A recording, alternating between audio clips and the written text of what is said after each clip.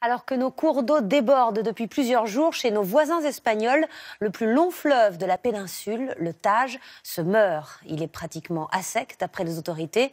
Par endroits, l'eau ne coule plus. La sécheresse est évidemment responsable, mais les déviations de ces affluents par les hommes ont aggravé le phénomène. Le reportage de Valérie Hurtel et Zidane Berkous. Des craquelures qui fissurent le sol. Un des plus grands fleuves d'Europe réduit à un filet d'eau. Le Tage, 1000 km de méandres à travers l'Espagne et le Portugal. L'or bleu du pays, mis à mal par 3 années de sécheresse. Aujourd'hui, c'est en voiture qu'on circule dans le lit du fleuve. En temps normal, ici, il devrait y avoir de l'eau jusqu'à mi-hauteur des piliers. Pas jusqu'en haut, mais à moitié. Cela fait 30 ans que Ricardo Ortega loue des bateaux aux touristes sur les bords du Tage. Et il n'a jamais vu un niveau aussi bas.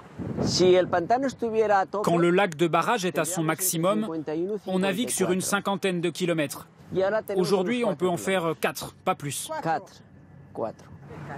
En cette saison, d'habitude, il y a de l'eau jusqu'aux arbres. Et des touristes aussi. Mais avec le réchauffement climatique, les fortes chaleurs et le manque de pluie, rien n'est plus comme avant. Les affaires vont mal. C'est une ruine pour moi et pour tout le secteur nautique. Une ruine totale. Ça, c'était un petit bras d'eau qui permettait de rejoindre le village en bateau. Aujourd'hui, c'est un cul-de-sac. L'eau s'arrête à 3 km du village. À 2 heures de Madrid, Sacedón, un village sinistré sur le fleuve. Il y a 10 ans ici, les maisons avaient encore les pieds dans l'eau. On y venait en vacances, se baigner, faire du bateau. Mais plus d'eau, plus de touristes. Sacedón est un village fantôme où le maire regarde partir les habitants. Ça, c'était une boulangerie. Elle a fermé. Ça a fermé.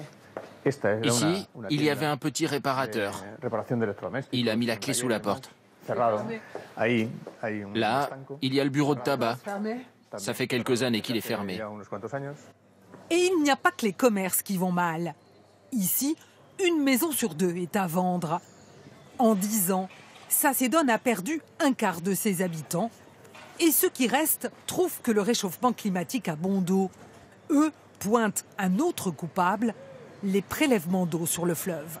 Ils savent qu'il n'y a plus d'eau, alors pourquoi est-ce qu'ils continuent à nous la prendre? Bientôt, on n'en aura plus une goutte. À qui la faute? Depuis 40 ans, une partie du cours du Tage est déviée. 300 km d'aqueducs, de canaux l'acheminent vers le sud du pays. L'eau du Tage, elle irrigue le potager de l'Europe. Une région où les fruits et les légumes poussent été comme hiver. Ici, en ce moment, c'est la salade qu'on récolte. Voilà le type de laitue qu'on cultive ici. C'est un bon produit.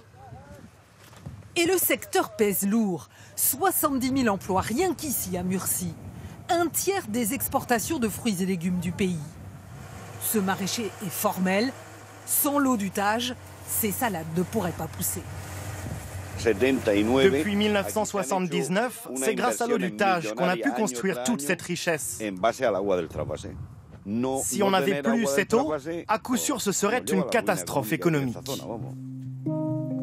Et pourtant, il y a de l'eau ici dans le sous-sol.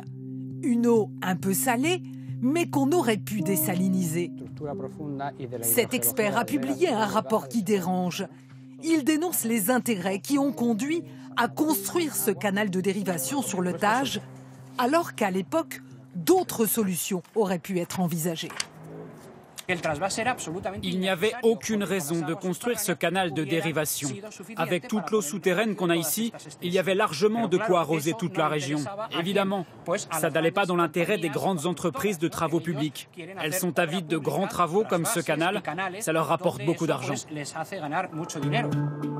L'État a-t-il à l'époque favorisé les intérêts des entreprises de travaux publics au détriment des riverains du Tage ? Les sacrifiés du fleuve demandent l'aide de l'Europe. pour mettre un terme à ce qu'ils considèrent comme 40 ans d'injustice. Décrocher une promotion à quelques mois de la retraite, ça peut être une consécration.